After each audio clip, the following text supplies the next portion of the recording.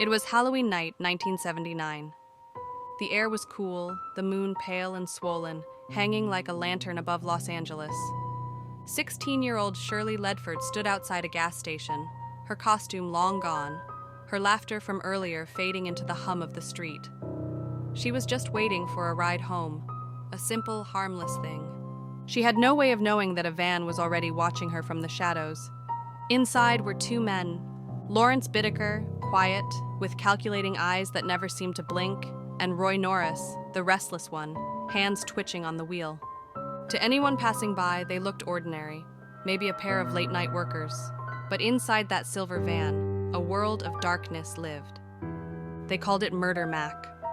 A plain, gray, 1977 GMC, stripped of its windows, with just enough room in the back for nightmares to unfold. The men had driven these streets before, highways, parking lots, beaches, always watching, always searching. Tonight, they said, would be different. Tonight was Halloween. Shirley didn't hesitate when they slowed beside her. She knew one of them. He'd been in the local McDonald's where she worked. A familiar face can be the cruelest disguise. She smiled, stepped closer, and accepted the ride. The van door slid shut behind her, sealing her fate with a sound that no one else heard. That was the moment when everything changed. The moment two lives of twisted paths collided with pure innocence. To understand what led to this night, you have to go back, far back, to two boys who never learned what kindness meant.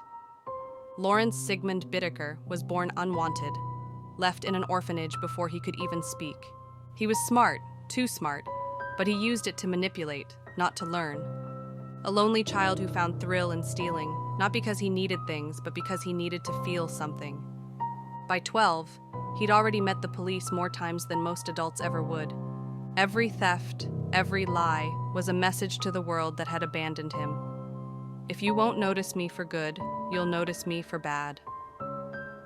Roy Norris was no better off. Born into chaos, shuffled between foster homes, he grew up in places where love was a foreign language. He claimed he'd been mistreated, hurt, and ignored. By 16, he'd already tried to end his life once. By his 20s, he'd started taking that pain out on others.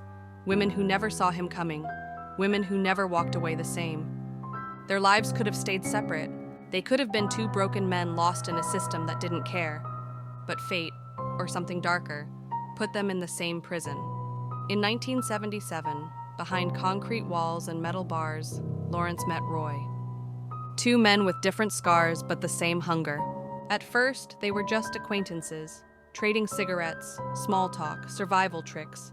But conversations turned to fantasies, and fantasies turned to plans. They talked about control, about fear, about what it would be like to make someone beg for mercy and never grant it. And then they made a vow. When they got out, they'd find victims for every year of youth, from 13 to 19. One girl for each age. When they were released, the world didn't know it had just opened its gates to monsters. Bittaker found work as a machinist. He was polite, reliable, even generous. He'd hand out food to the homeless, smile at kids, wave to neighbors. Evil doesn't always snarl. Sometimes it smiles. Norris got a job as an electrician, quiet and unassuming. And soon they reunited, just like they promised. They bought the van. They gutted the inside, leaving space for ropes, tape, and a toolbox. The kind you'd find in any garage. Pliers, hammers, ice picks. Everyday tools turned into instruments of terror. That's how they'd get their name, the Toolbox Killers. Over the next 5 months, they stalked the highways and beach roads of Southern California. They looked for the lost, the trusting, the kind, the ones who'd believe a friendly smile or a helping hand. Each time they drove a little deeper into the mountains, and each time they left a little less humanity behind.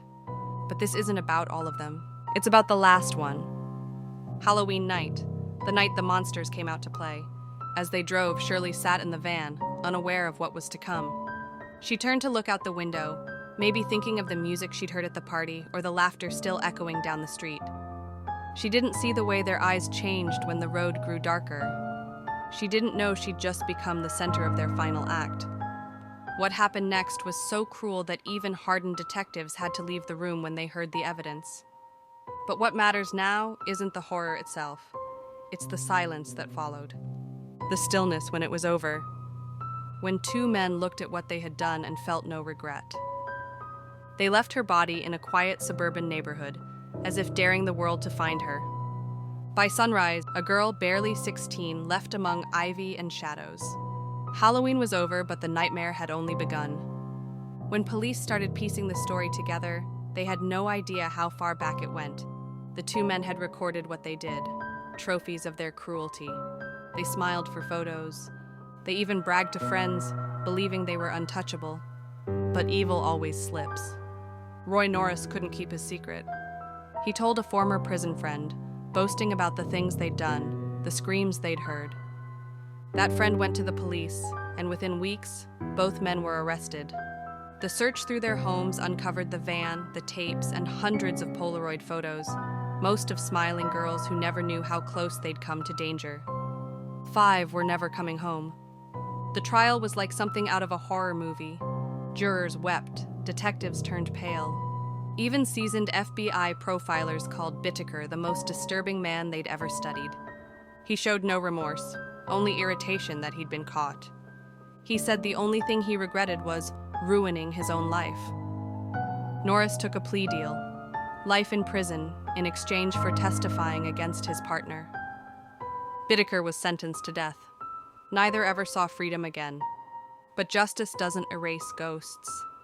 Every Halloween since, people in Southern California still talk about that night. The night the van prowled the streets under a full moon. Some say if you drive along the old roads near the mountains, you might still see headlights following too close. A silver van that never quite catches up. Some say the screams of the lost girls still echo through the canyons, carried on the wind. And every year someone new hears this story and wonders how many monsters walk among us, hidden behind polite smiles and kind gestures. Because that's what makes this tale truly terrifying. Lawrence Bittaker and Roy Norris weren't creatures from another world. They were human, born here, raised here. They lived among us, until the night their darkness finally spilled into the light. Bittaker died in 2019, old and frail, in a cold cell on death row. Norris followed a year later, still claiming he was just afraid of his partner, as if fear could excuse evil. They both left this world the way they lived in it, without conscience, without apology. But stories like theirs never really die. They linger, in whispers, in nightmares, in the corners of quiet roads. Every Halloween, the veil between worlds thins just enough for the past to bleed through. And when you walk home alone beneath the orange glow of streetlights, if you hear the soft roll of tires behind you, don't look back. Just keep walking, because you never know who's driving the van. If you like this kind of content, hit subscribe for more dark stories. Take care of yourself and stay safe out there.